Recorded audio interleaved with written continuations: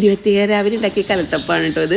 നല്ല അടിപൊളി ടേസ്റ്റ്, നല്ല നാരെടുത്ത് എത്ര തിന്നാലും മതിയാവാത്ത നമ്മുടെ കലത്തപ്പം. അപ്പോൾ ഇതുവരെ ഇത് ഉണ്ടാക്കിയിട്ട് ശരിയാവാത്തവരുണ്ടെങ്കിൽ ഈ റെസിപ്പി കണ്ടിട്ടൊന്ന് ട്രൈ ആക്കി നോക്കിക്കോളൂ, അടിപൊളിയാണ്. അപ്പോൾ പച്ചരി 2 കപ്പ് എടുത്തിട്ടുണ്ട്, മെഷറിംഗ് കപ്പിൽ തന്നെയാണ് 250 ml. 3 ടേബിൾ സ്പൂൺ അളവിൽ തേങ്ങയും 3 ടേബിൾ സ്പൂൺ അളവിൽ വെന്ത ചോറും 1 ടീസ്പൂൺ ചെറിയ ജീരകം, 2 ഏലക്കായും. ചെറിയ ജീരകത്തിൻ്റെ പൊടിയും ഏലക്കാപ്പൊടിയൊക്കെ വേണമെങ്കിൽ ആഡ് ചെയ്യാം കേട്ടോ. ഇതുപോലെ ഇട്ട് നമ്മൾ ഒരുമിച്ചിട്ട് അരക്കുകയാണെങ്കിൽ ഈസിയാണ്. ഇനി പച്ചരിയിലേക്ക് ഞാൻ ഒരു നുള്ളു ഉപ്പും സോഡാപ്പൊടി അതൊരു 1/4 ടീസ്പൂണിൻ്റെ അടുത്ത് ചേർത്ത് കൊടുക്കുന്നുണ്ട്. ഇൻസ്റ്റൻ്റായിട്ട് ചെയ്യുന്നത് കൊണ്ടാണ്.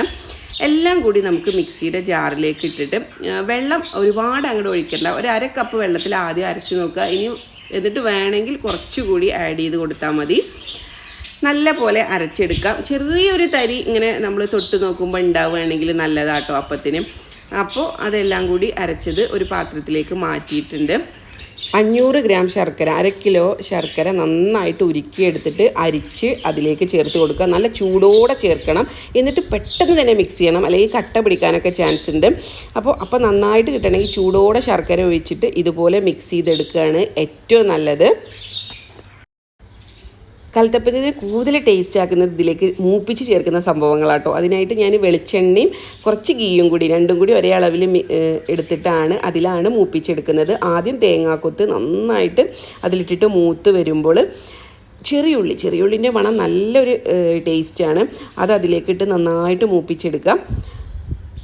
കാഷ്യൂ ഉണ്ടെങ്കിൽ അതും കൂടി ആഡ് ചെയ്യാം. നമുക്ക് ഗാർണിഷ് ചെയ്യാനും അതിലിങ്ങനെ മിക്സ് ചെയ്യാനും ഒക്കെ നല്ല കടിക്കാൻ കിട്ടുമ്പോഴൊക്കെ നല്ല ടേസ്റ്റാണ് കേട്ടോ. അപ്പോൾ അത് നന്നായിട്ട് എല്ലാം ഞാൻ മൂപ്പിച്ചെടുത്തിട്ടുണ്ട്. എന്നിട്ട് അത് വേറൊരു പാത്രത്തിലേക്ക് മാറ്റി വെക്കാം. നമ്മൾ നേരത്തെ തയ്യാറാക്കിയ ഈ ഒരു ബാറ്ററിൽ അതിലേക്ക് ഇതിൻ്റെ ഒരു പകുതി ചേർത്തിട്ട് നല്ല പോലെ മിക്സ് ചെയ്യാം.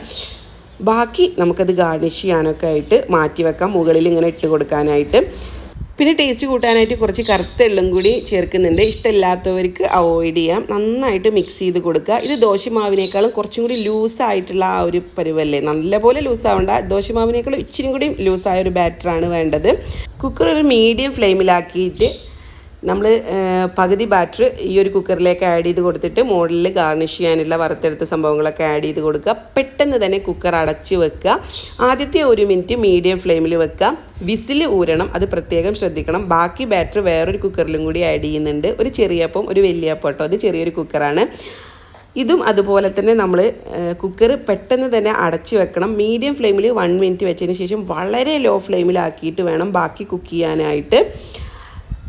കുക്കറിൻ്റെ വിസിൽ എന്തായാലും റിമൂവ് ചെയ്യണം, അതൊക്കെ മസ്റ്റായിട്ടും ശ്രദ്ധിക്കേണ്ട കാര്യമാണ്.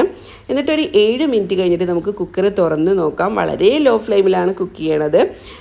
ഫോർക്ക് വെച്ചോ നമ്മൾ കത്തി വെച്ചോ ഒന്ന് ചെക്ക് ചെയ്ത് നോക്കുക വെന്തോ എന്നുള്ളത്. വെന്തിട്ടില്ലെങ്കിൽ ഒരു 9 മിനിറ്റ് കൂടി 2-3 മിനിറ്റും കൂടി നമുക്ക് ആ ഒരു ലോ ഫ്ലെയിമിൽ തന്നെ അങ്ങനെ കീപ്പ് ചെയ്യാം. അപ്പോൾ ഇതാ എൻ്റെ 2 അപ്പം നല്ല പെർഫെക്റ്റായിട്ട് അടിപൊളിയായിട്ട് വന്നിട്ടുണ്ട്. ഇത് ചൂടോടെ ഇതിന്ന് തോണ്ടി നമ്മൾ എടുക്കാൻ പാടില്ല കേട്ടോ. നല്ല തണുത്തതിന് ശേഷം നമ്മൾ പെട്ടെന്ന് തന്നെ ആ ഒരു കുക്കറിന് അത് അടർന്ന് ഇങ്ങനെ പോരും. അപ്പോൾ ഇതുപോലെ നമുക്കിതാ ഇങ്ങനെ കിട്ടും നമ്മുടെ അടിപൊളി കലത്തപ്പം. നല്ല ടേസ്റ്റാണ്. അപ്പോൾ ഇതുവരെയും ട്രൈ ആക്കിയിട്ട് ഫ്ലോപ്പ് ആയവരൊക്കെ ഇങ്ങനെ ഒന്ന് ട്രൈ ആക്കി നോക്കുക. അതാ നല്ല നാരെടുത്ത അടിപൊളി അപ്പാണ്. അപ്പോൾ പുതിയ വീഡിയോയിൽ നമുക്ക് കാണാം. Bye bye.